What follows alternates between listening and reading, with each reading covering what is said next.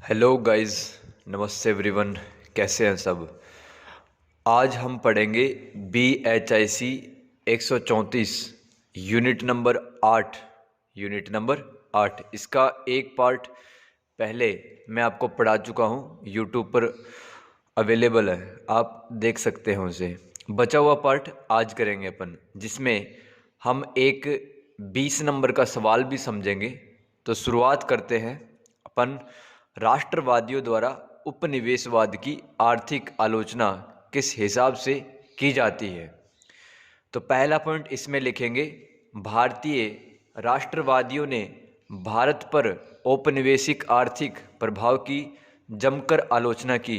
राष्ट्रवादी कौन लोग होते हैं जिनको अपने देश से प्रेम होता है और अपने देश का भला चाहते हैं। वो लोग, उन लोगों ने ब्रिटिश ईस्ट इंडिया कंपनी का जो वाणिज्यिक नीतियां थी, उनसे जितने भी आर्थिक प्रभाव भारत पर पड़ रहे थे, उन सब की आलोचना की।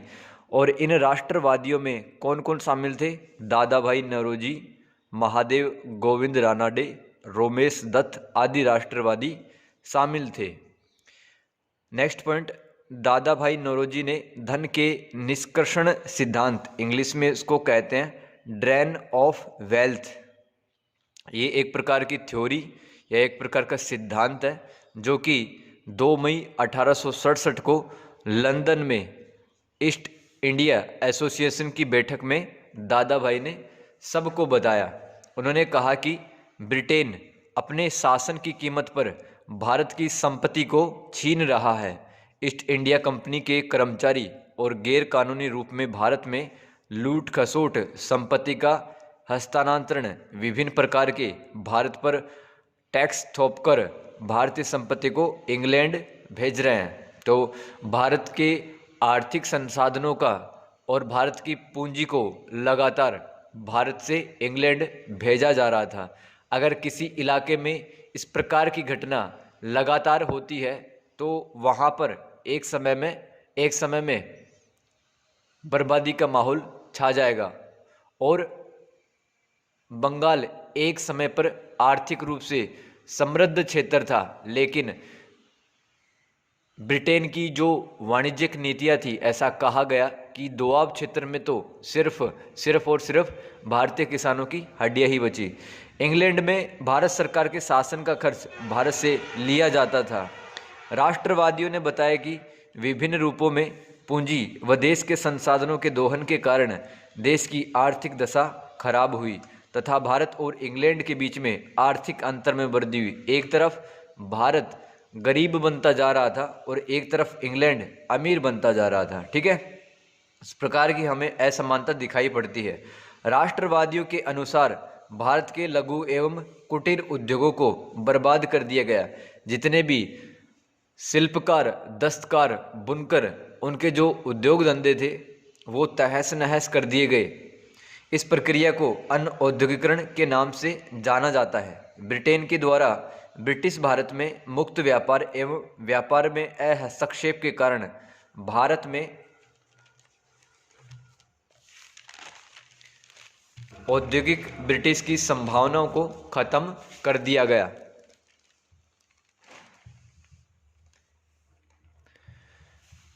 फलतः ब्रिटिश भारत को ब्रिटेन से तैयार वस्तुओं को बेचने हेतु एक बाजार के रूप में विकसित किया गया एवं ब्रिटिश भारत को सिर्फ और सिर्फ कच्चे माल के स्रोत के रूप में देखा गया। ठीक है, भारत से क्या क्या जाता था? कच्ची रेशम जाती थी, कच्ची रेशम और शोरा। शोरा क्या होता है? एक विस्फोटक पदार्थ। और कपास, ये सब जाया करता था भारत से। और इंग्लैंड के कारखानों से बना हुआ सामान भारत आया करता था। तो ब्रिटिश भारत में भू राजस्व नीतियों के लागू होने के कारण जितने भी लैंड रेवेन्यू सिस्टम थे, जैसे कि जमींदारी व्यवस्था, रैयतवाड़ी व्यवस्था और महालवाड़ी व्यवस्था, इनके कारण दोस्तों किसानों पर कर का बोझ बढ़ गया। इस वजह से भूखमरी उभरी। तो ग्रामीण क्षेत्रों से संपत्ति का शोषण किया गया। अकाल व प्राकृतिक आपदा इस शोषण को और अधिक विकृत रूप दे देती थी। तो एक इलाके में प्राकृतिक आपदाएं जैसे सूखा और अकाल, बाढ़, इस तरह की समस्याएं, इस तरह की आपदाएं लगातार इलाके में आ रही है, और फिर भी इंग्लैंड वाले जो कर्मचारी है लगातार लगान वसूलते जा रहे हैं। तो किसान दोनों तरफ से परेशान था। तो ब्रिटेन ने अपने फायदे हेतु भारत में आधुनिक संचार व्यवस्था जैसे टेलीग्राफ व डाक के साधनों का विकास किया। अब इन का विकास क्यों कर रहा था इंग्लैंड? क्योंकि जल्द से जल्द संदेश को पहुंचाया जा सके, मैसेज को डिलीवर किया जा सके। भारतीय रेलवे का विकास भी इसी के लिए किया गया, ताकि भारत से ज़्यादा संसाधनों को एक स्थान से दूसरे स्थान तक पहुंचाया जा सके। पहला मकसद भारतीय रेल को विकसित करने का ये था। दूसरा मकसद, किसी इलाके में अगर विद्रोह हो रहा है, ठीक है, तो वहाँ पर सैनिकों को हथियारों के साथ में भेजकर उस क्षेत्र में उस विद्रोह को कुचला जा सके। दो फायदे थे रेलवे के इंग्लैंड वालों को, ठीक है। एक पॉइंट बच गया अपना। ब्रिटिश सरकार की सेना, पुलिस व अन्य विभागों में होने वाला खर्च इतना ज़्यादा था कि ब्रिटिश भारत में सिंचाई के साधनों के विस्तार और बंजर भूमि के सुधार को भी नकार दिया गया, ठीक है।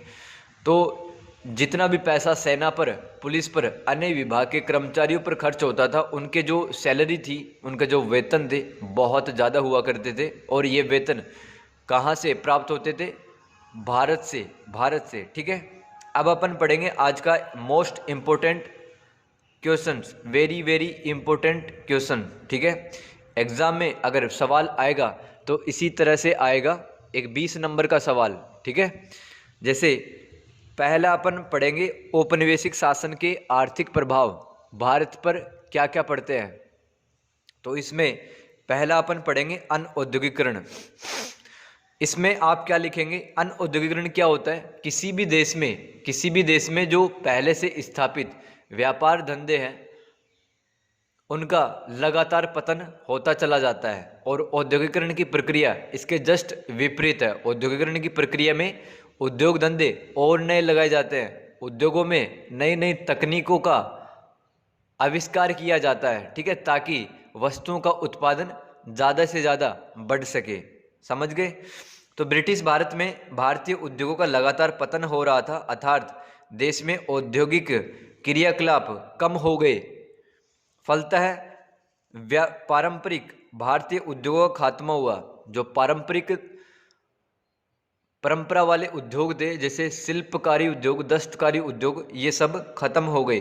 ब्रिटिश ईस्ट इंडिया कंपनी सस्ते दामों पर भारतीय व्यापारियों पर सामान, भारतीय व्यापारियों से, यहाँ पर से सामान खरीदा करती थी तथा इसे ऊंचे दामों पर यूरोप में बेचा जाता था। इन सामानों में सिल्क और सूती कपड़े शामिल थे। तो ये वाले पॉइंट अपन ध्यान में रखेंगे। ओके, नेक्स्ट पॉइंट अनऔद्योगिकरण में ही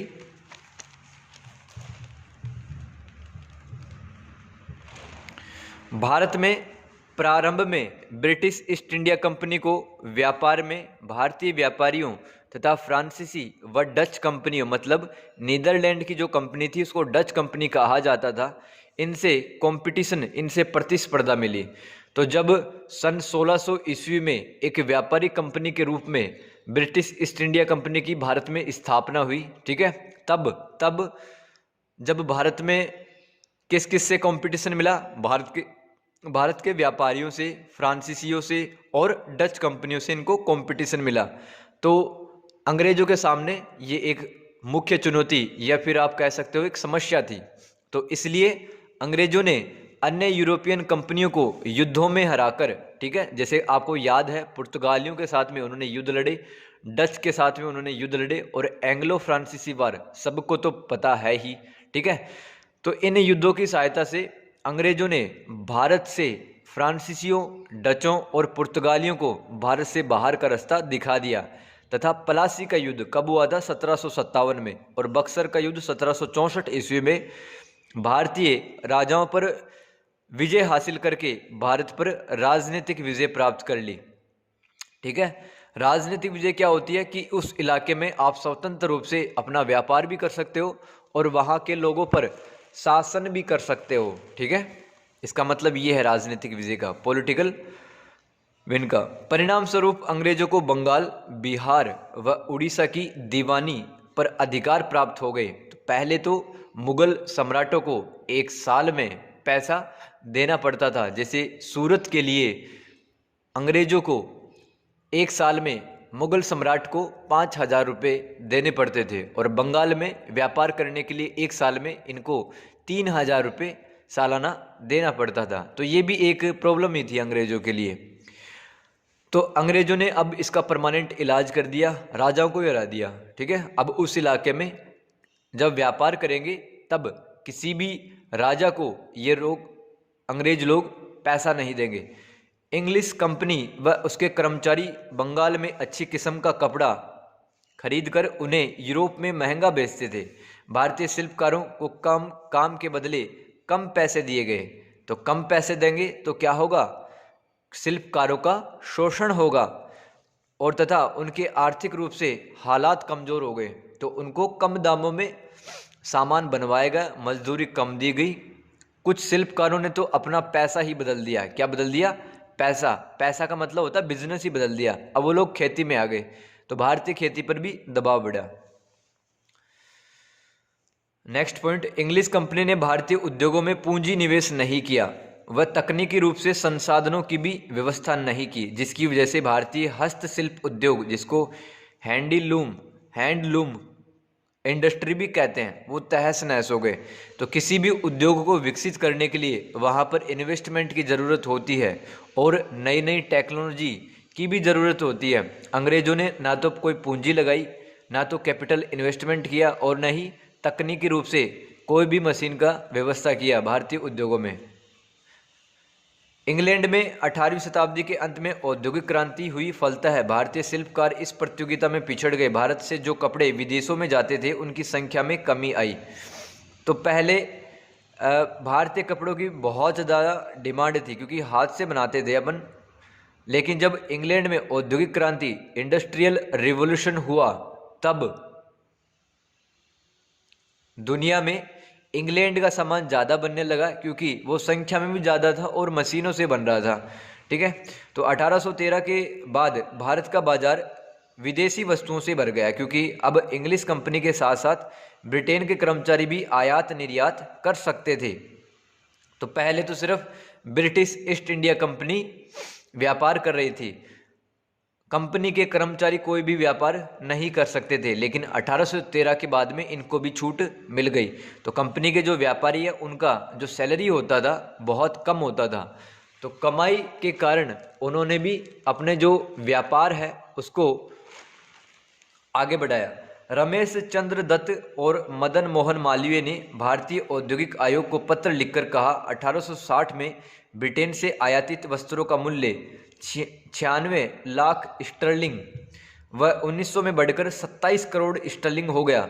स्टर्लिंग क्या चीज़ है? जैसे भारत की करेंसी रुपया है, वैसे इंग्लैंड की मुद्रा का नाम स्टर्लिंग है। ठीक है, तो 1860 में ब्रिटेन से जितने कपड़े भारत में आते थे उनका टोटल प्राइस कितना था? 96 लाख स्टर्लिंग। और सन 1900 ईस्वी में उनका बढ़कर मूल्य हो गया 27 करोड़ स्टर्लिंग, मतलब 96 लाख से 27 करोड़ स्टर्लिंग हो गया।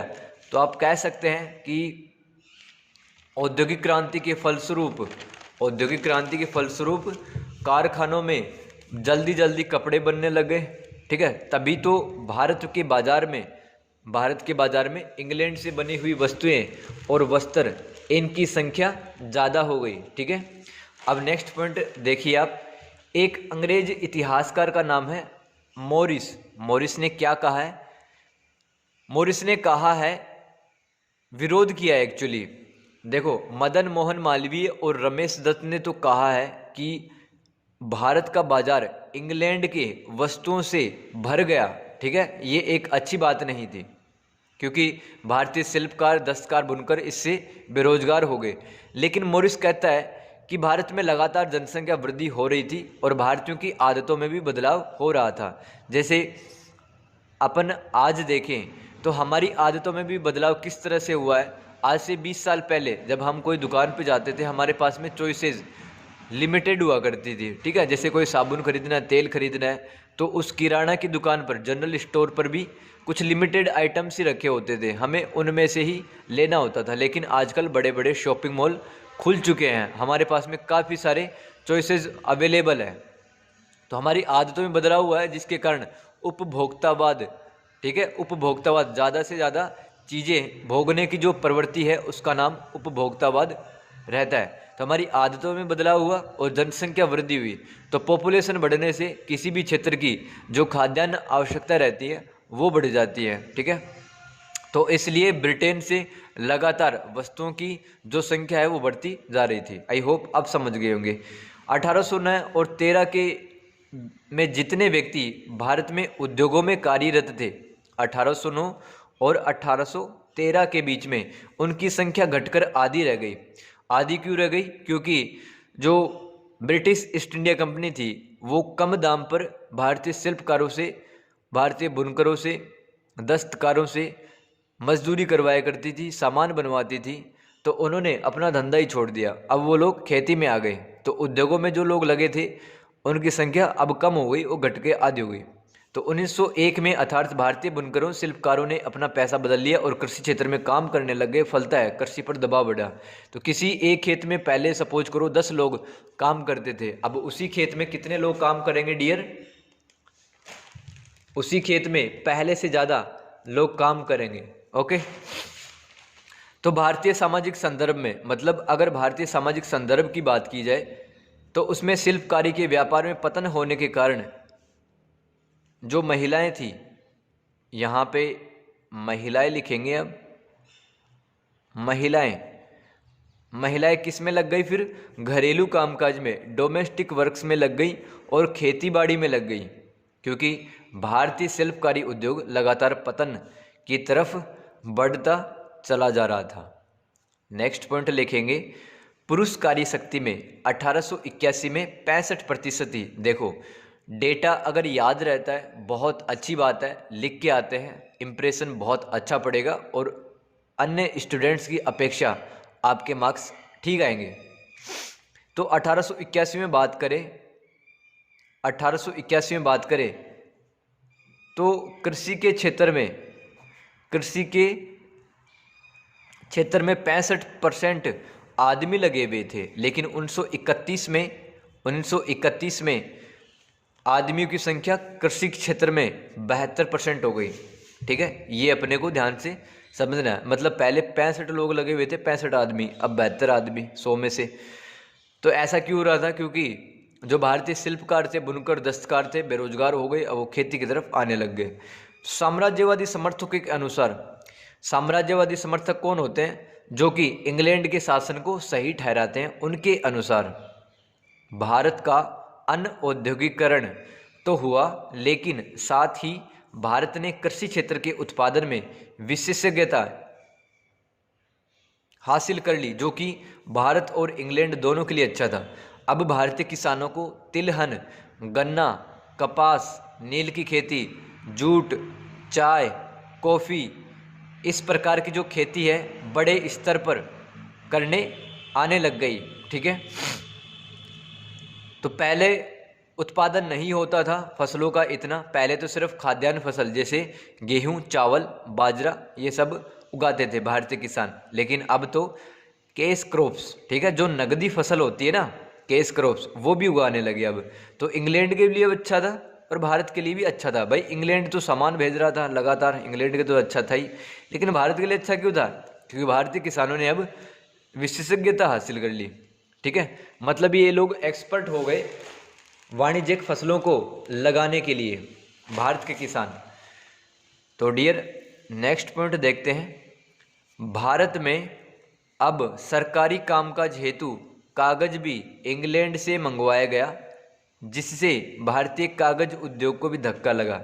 अब देखो पहले जो भी कागज उद्योग भारत में लगा हुआ था, वहाँ से कागज आता था, उस कागज का इस्तेमाल सरकारी कार्यालयों में होता था, गवर्नमेंट ऑफिसेज में। लेकिन अब इंग्लैंड ने भारतीय अर्थव्यवस्था और भारतीय उद्योगों की कमर तोड़ने के लिए एक और कदम उठाया कि अब पूरा कागज कहाँ से आता था, इंग्लैंड से। तो इससे किसको नुकसान हुआ, भारतीय कागज उद्योग को, भारतीय कागज उद्योग को।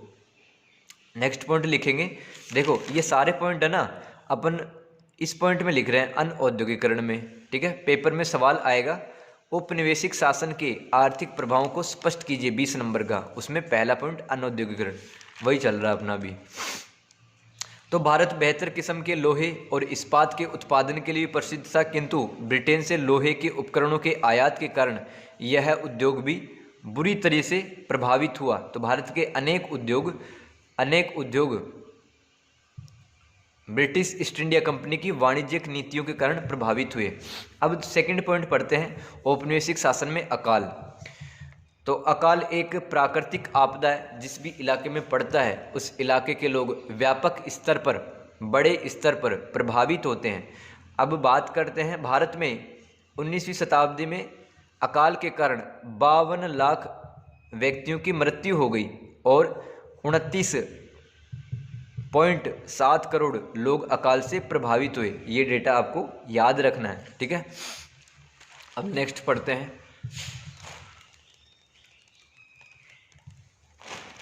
तो 1769, देखो ब्रिटिश भारत में अकाल तो पहले भी पड़े हैं, लेकिन ब्रिटिश भारत में पहला जो गंभीर अकाल है वो कब पड़ा, 1769 में पहला अकाल पड़ा।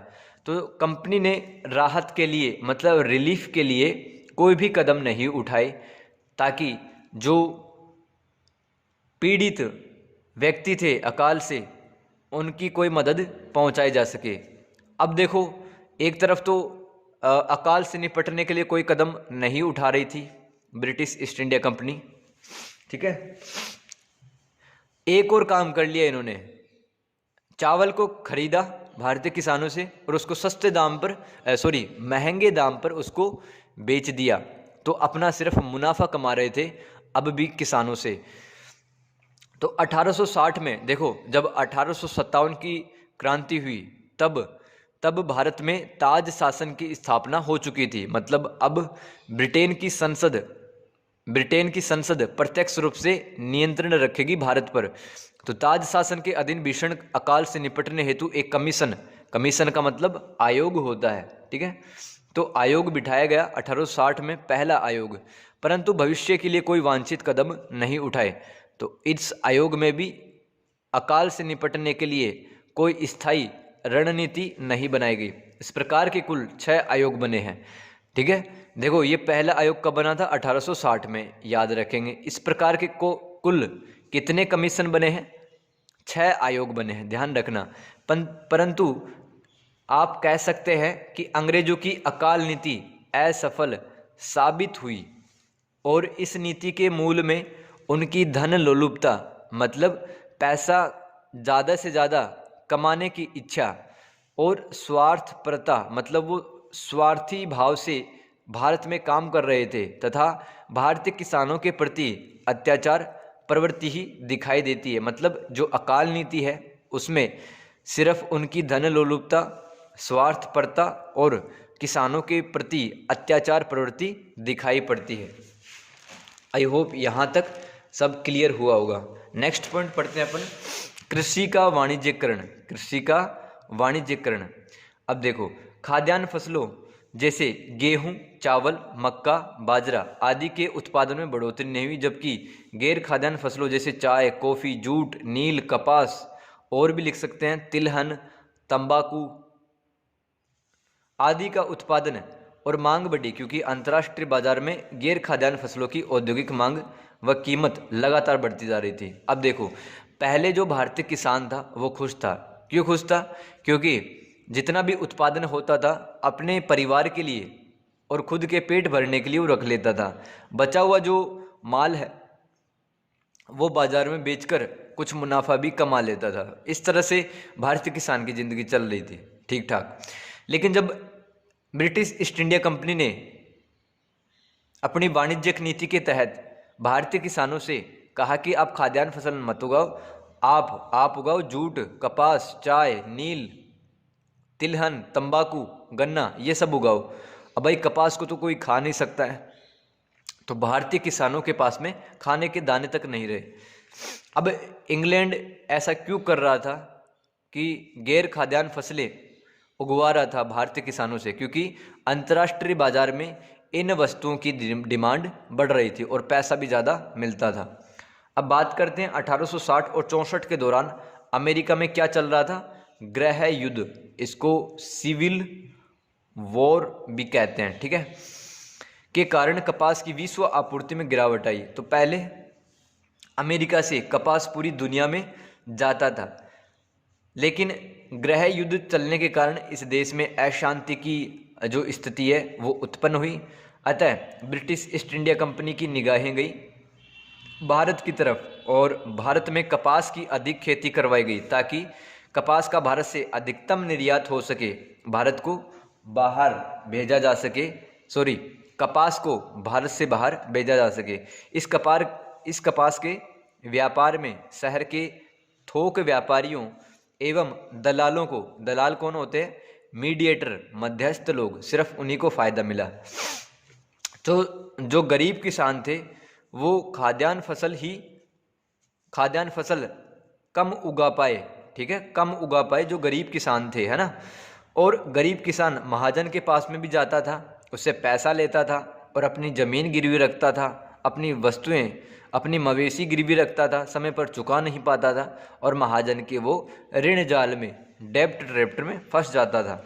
औपनिवेशिक शक्ति के इस कदम से भारत में अनऔद्योगिकरण को बल मिला एवं यह व्यवस्था उस समय दुनिया के अन्य उपनिवेशों में भी पाई जाती थी। तो भारत में ही नहीं अपितु संसार के अन्य देशों में भी इस प्रकार की व्यवस्था चल रही थी कि मतलब उस देश में बाजार की स्थापना और कच्चे माल को ज़्यादा से ज़्यादा उस देश से इंग्लैंड ले जाया जाना, अन्य देशों में चल रहा था ये सब कुछ। 1891 और 1947 के बीच जनसंख्या में सिर्फ प्रति वर्ष 0.67% की वृद्धि दर थी, जबकि खाद्यान्न उत्पादन, देखो 1891 और 1947 के बीच में वृद्धि दर, जनसंख्या वृद्धि दर एक साल में 0.67% थी। देखो पहले अकाल पड़ जाया करता था, पहले इतने हॉस्पिटल्स नहीं थे, डॉक्टर्स नहीं थे, मेडिकल फैसिलिटीज़ अवेलेबल नहीं थी, तो उसकी वजह से जो जनसंख्या वृद्धि है उसमें बढ़ोतरी बहुत कम अपने को देखने को मिलती है। अब देखिए आप, और जो खाद्यान्न उत्पादन था, ठीक है, इसमें गिरावट देखने को मिलती है। कितनी गिरावट?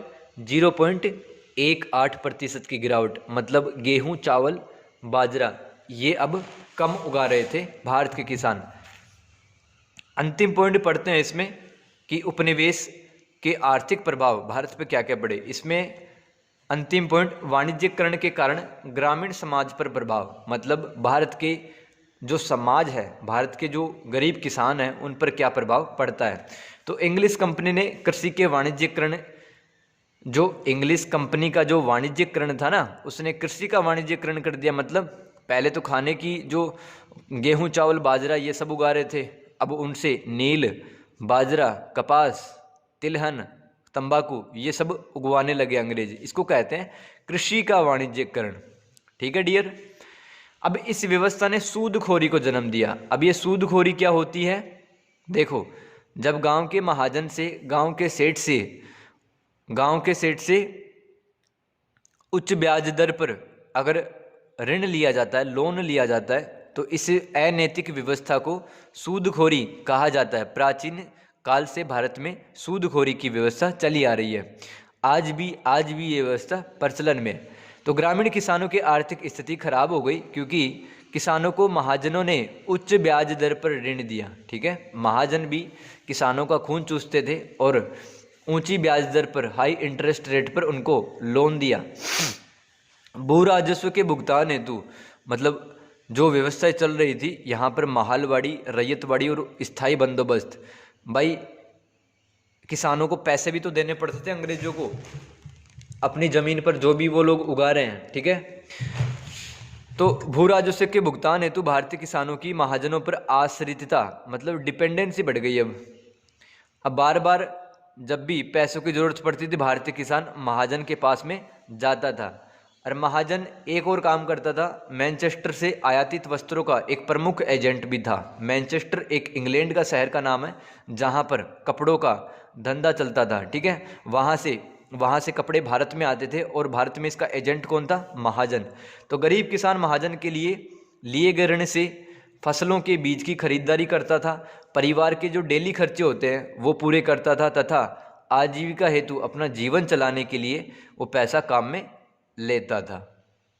इसी हेतु गरीब किसान अपनी जमीनें भी महाजनों के पास गिरवी रख देता था। कर्ज न चुकाने की स्थिति में गरीब किसान काश्तकार बनकर रह जाता था। काश्तकार कौन होता है? जो दूसरों की ज़मीन पर काम करता है, जिसके पास में खुद की ज़मीन नहीं होती है, वो काश्तकार कहलाता है। तो गरीब किसान के पास पहले ज़मीन थी, लेकिन महाजन के पास में गिरवी रख दी। बेचारे ने समय पर पैसा नहीं दिया महाजन को। एक तो बहुत ज़्यादा ब्याज दर थी, ऊपर से अकाल पड़ जाया करता था, मानसून इतना अच्छा नहीं आता था, फसल इतनी अच्छी नहीं हो पाती थी। फलतः जो किसान था, गरीब किसान था, वो पैसा समय पर नहीं चुका पाने के कारण उसका शोषण हुआ और सिर्फ वो काश्तकार बनकर रह गया, जिससे उसका शोषण होता था। अमीर किसानों महाजनों व दलालों के बीच गठबंधन, ठीक है। अमीर किसानों को फ़ायदा होता था, महाजनों को फ़ायदा होता था, और दलालों को जो निर्यात के व्यापार में लगे हुए थे, ठीक है, वो दलाल, इन तीनों का ही फ़ायदा होता था। और तीनों में गठबंधन था, दोस्ती थी। गठबंधन होने के कारण गरीब किसान की आर्थिक स्थिति दयनीय हो गई, मतलब बहुत ख़राब स्थिति में भारत का किसान पहुंच गया। गरीब किसान की ज़मीन छीनी जाने लगी। इस प्रक्रिया को गैर कृषिकरण भी कहते हैं। अब दोस्तों बात करते हैं सन 1931 में भूमिहीन कृषि श्रमिक का प्रतिशत, मतलब ऐसे किसान जिनके पास में पहले ज़मीन थी, अब ज़मीन नहीं है, उनके पास में भूमिहीन वो हो गए हैं। तो ऐसे किसान कितने थे? 37.8% सन 1931 में। और जिन किसानों के पास में 5 एकड़ से ज़्यादा ज़मीन थी, उनकी संख्या 25 से 30% थी। तथा ऐसे किसान जो खेती नहीं किया करते थे, उनकी संख्या कितनी हो गई? 3.6%, ठीक है। तो आप इस डेटा के माध्यम से डेटा की तुलना कर सकते हैं, और आप ये तुलना में पाएंगे कि जो ऐसे किसान जिनके पास में अब ज़मीन नहीं है, उनका प्रतिशत 37.8% हो गया, ठीक है। अब देखो, ऐसे मजदूर जो कि दूसरों की ज़मीनों पर काम करते हैं, जिनके पास में खुद की ज़मीनें नहीं होती हैं, और जो एक समय के लिए बंद जाते हैं, ठीक है, उनको कहते हैं दोस्त बंधुआ मजदूर। तो बंधुआ मजदूर की हालत बद से बदतर हो गई। अब चैप्टर नंबर 8 का अपन अंतिम टॉपिक करते हैं, आधुनिक उद्योग और भारतीय पूंजीपति वर्ग। इसको समझने की कोशिश करना, ठीक है। तो पहला पॉइंट डियर, ब्रिटिश भारत में रेलवे और यातायात जैसे संरचनात्मक विकास के कारण जूट के कारखाने, कोयला की खानें, चाय, कॉफ़ी के बागानों में विदेशी पूंजी के साथ देसी पूंजी का भी मार्ग प्रशस्त हुआ।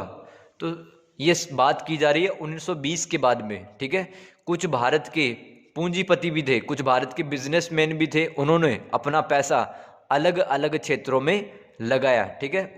उनकी पूंजी को देसी पूंजी कहा गया। तो विदेशी पूंजी तो लगी हुई थी भारत में पहले से ही, अब देसी पूंजी भी भारतीय उद्योगों में लगने लगी 19वीं शताब्दी के अंत तक, ठीक है। मतलब जब मैं 19वीं शताब्दी बोलता हूँ, अपने दिमाग में आप एक बात बिठा लो, सन 1801 से सन 1899 के बीच की बात चल रही है। तो 19वीं शताब्दी के अंत तक, मतलब बात की जा रही है 1890 के बाद की, अंत तक भारत में आधुनिक पूंजीपति वर्ग का उदय हो चुका था। प्रथम विश्व युद्ध कब हुआ? 1914 और 18 के बीच के समय भारतीय पूंजीपतियों की संख्या कम थी, क्योंकि इंग्लैंड के जो व्यापारी थे, ठीक है, ये संख्या में अधिक थे, लगातार मुनाफा कमा रहे थे। तो भारत के उद्योगपति थोड़े पिछड़े हुए थे पहले, ठीक है, कंपटीशन नहीं दे पा रहे थे औपनिवेशिक शक्ति के व्यापारियों को, देखो दो चीजें होती हैं, एक तो औपनिवेशिक शक्ति, औपनिवेशिक शक्ति, एक होता है उपनिवेश। तो भारत और इंग्लैंड के केस में औपनिवेशिक शक्ति कौन होगी? वो हो गया इंग्लैंड। जो देश किसी दूसरे देश को गुलाम बनाता है उसको कहते हैं औपनिवेशिक शक्ति, और जो देश गुलाम बनता है, ठीक है, उसका नाम उपनिवेश, उसको उपनिवेश कहा जाता है। मतलब इसका हर प्रकार से शोषण किया जाता है, ठीक है, राजनीतिक, सांस्कृतिक, धार्मिक तरीके से शोषण किया जाता है। अब आगे बढ़ते हैं दोस्त।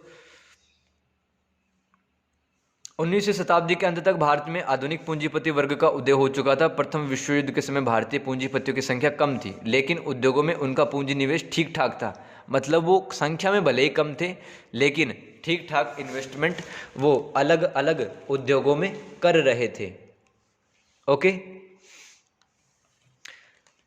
लेकिन जो भारतीय पूंजीपति वर्ग है अभी भी औपनिवेशिक शासन पे निर्भर थे। विकास के स्तर पर भारतीय पूंजीपतियों के लिए यह संभव नहीं था कि वे औपनिवेशिक राज्य से खुला संघर्ष कर पाएं, ठीक है, उनको हरा पाए, उनको कंपटीशन दे पाए, इस हालात में नहीं थे भारत के बिजनेसमैन। 20वीं सदी के प्रारंभ में भारतीय अर्थव्यवस्था में तेजी से आयात प्रतिस्थापन, इंपॉर्टेंट है डियर, आयात प्रतिस्थापन, इंपोर्ट का सब्स्टिट्यूशन होने लगा था। आयात प्रतिस्थापन क्या होता है? जैसे औद्योगिक क्रांति एकदम पीक पे जब पहुंच गई, चरम पे पहुंच गई, इंग्लैंड में उद्योग धंधे बहुत अच्छे से चलने लगे, वस्तु का उत्पादन बढ़ गया, और भारत में जो बाजार है वो इंग्लैंड की वस्तु से भर गया। मतलब ज़्यादा से ज़्यादा सामान का आयात हो रहा था और भारत से निर्यात बहुत कम हो रहा था। लेकिन भारत में अब जो पूंजीपति वर्ग है, जो बिजनेसमैन है, उन्होंने पैसा लगाया, उन्होंने फैक्ट्रियाँ वगैरह खोली, तो भारत में अब जो आयात होने वाला सामान है, जो बाहर से इंपोर्ट करते थे अपन सामान, उसकी संख्या में अब कमी आएगी। अब हम निर्यात करेंगे, ठीक है। इस स्थिति को कहा जाता है आयात प्रतिस्थापन। मतलब उनके आयात को अपन प्रतिस्थापित कर देंगे, सब्स्टिट्यूट कर देंगे। दोनों विश्व युद्धों, पहला विश्व युद्ध और दूसरा विश्व युद्ध, दूसरा वर्ल्ड वॉर कब हुआ? 1939 से लेकर 45 तक। और 1930 में सबको पता है आर्थिक मंदी पूरी दुनिया में आई थी, तो इसने एक काम किया, भारतीय अर्थव्यवस्था पर साम्राज्यवाद की पकड़ ढीली कर दी, क्योंकि इंग्लैंड के जो आर्थिक हालात हैं वो भी अब कमज़ोर होने लग गए थे। 1914 और 45 के बीच भारत के कुल आयात में तैयार माल का अनुपात बहुत कम हो गया, ठीक है, ध्यान से सुनना। 1914 और 45 के बीच भारत के कुल आयात में, मतलब बाहर से जो भी सामान मंगाते थे, उसमें तैयार माल का अनुपात बहुत कम हो गया, क्योंकि भारत के जो उद्योग थे वहाँ पर भी देसी पूंजी अब लगने लगी थी, हम भी सामान अब बना रहे थे, हम भी निर्यात करने लग गए थे, जबकि कुल निर्यात में उसका अनुपात बढ़ गया। तो अब सामान को निर्यात करने लगे, कम सामान मंगवाने लग गए। तो भारतीय पूंजीपतियों ने सूती वस्त्रों, इस्पात उद्योग के क्षेत्र में आयात प्रतिस्थापन शुरू कर दिया। मतलब पहले जो लोहा एवं इस्पात है, ठीक है, ये भी British east India company England से मंगवाती थी, लेकिन अब हम सूती वस्त्र और इस्पात उद्योग में भी अब आत्मनिर्भरता की ओर बढ़ेंगे। 1920 के दशक से शक्कर, सीमेंट, कागज और रसायन, लोहा, इस्पात, बैंकिंग, जूट, विदेशी व्यापार, कोयला व चाय आदि उद्योगों में भारतीय पूंजीपतियों ने निवेश किया। लेकिन दोस्तों फिर भी भारत औद्योगिक क्षेत्र में पिछड़ा रहा। कैसे? भारतीय अर्थव्यवस्था में औद्योगिक क्षेत्र का हिस्सा 1900 और 1904 के बीच में, ठीक है, 12.7% रहा। देखो, अर्थव्यवस्था के 3 क्षेत्र होते हैं। पहला होता है आपका कृषि क्षेत्र, ठीक है। कृषि क्षेत्र जिस देश में ज़्यादा होगा तो वहाँ पर मानेंगे पिछड़ी हुई अर्थव्यवस्था है। दूसरा क्षेत्र होता है मैन्युफैक्चरिंग, यानी विनिर्माण का क्षेत्र या औद्योगिक क्षेत्र। तो जिस देश की अर्थव्यवस्था में औद्योगिक क्षेत्र का उत्पादन रहता है, वहाँ पर अपन समझेंगे कि वो देश आर्थिक विकास की तरक्की पे है, या फिर कह सकते हैं वहाँ पर लोग कृषि क्षेत्र में ज़्यादा नहीं लगे हुए। तीसरा क्षेत्र होता है सेवा क्षेत्र, सर्विस सेक्टर, ठीक है। तो सर्विस सेक्टर तो बहुत कम था भारत में, लेकिन अब देखो औद्योगिक क्षेत्र की अगर बात करें उन साल 1900 से लेकर 1904 के बीच में तो 12.7% था, और 1915 और 19 के बीच में 16.7% था। तो कहने का मतलब है भारत की स्थिति अब भी जैसी की तैसी बनी रही, मतलब जैसी स्थिति पहले थी भारत की उद्योगों में वैसा ही अब बना रहा। हालांकि कुछ देसी पूंजी लग रही थी, भारत के उद्योगपति पूंजी लगा रहे थे, लेकिन वो इतनी पूंजी नहीं थी कि भारत इंग्लैंड के जो व्यापारी हैं उनको compete कर पाए उनसे। मतलब भारत अब भी कृषि प्रधान देश रहा, ज़्यादा से ज़्यादा लोग अब भी खेती ही किया करते थे। दादा भाई नौरोजी जिन्होंने धन के निष्कर्षण सिद्धांत, ठीक है, ड्रेन ऑफ वेल्थ थ्योरी दी, इनके अनुसार 1860 ईस्वी में भारत प्रतिवर्ष प्रति व्यक्ति, भारत में जो एक व्यक्ति था ना 1860 में, वो एक साल में सिर्फ 20 रुपया कमाता था, उसकी आय इतनी थी इनकम। लेकिन जो इंग्लैंड में रहने वाला व्यक्ति है एक साल में उसकी जो इनकम है वो 568 रुपये थी। अब देख लो कितना अंतर है इंग्लैंड और भारत के एक व्यक्ति में, ठीक है। पर कैपिटा इनकम भी आप इसको बोल सकते हो, प्रति व्यक्ति आय। ऐसा क्यों हो रहा था? क्योंकि इंग्लैंड में तो अपना सामान भी जा रहा था, पैसा भी जा रहा था। भारत के लोगों का लगातार खून चूस के यहाँ से पैसे और आर्थिक संसाधन भेजे जा रहे थे। उसी का परिणाम था कि जो प्रति व्यक्ति आय थी इंग्लैंड और भारत, इन दोनों के बीच में जमीन और आसमान का अंतर है। ठीक है डियर, नेक्स्ट पॉइंट, इस विश्लेषण से हमें पता चलता है कि भारतीय अर्थव्यवस्था में विकास अल्प था, ठीक है, लेकिन वो स्थिर भी था, जिससे औपनिवेशिक भारत पीड़ित था। तो ये चैप्टर नंबर 8 कंप्लीट होता है। आई होप मैं इसके साथ जस्टिस कर पाया हूँ। मिलते हैं नेक्स्ट वीडियो में।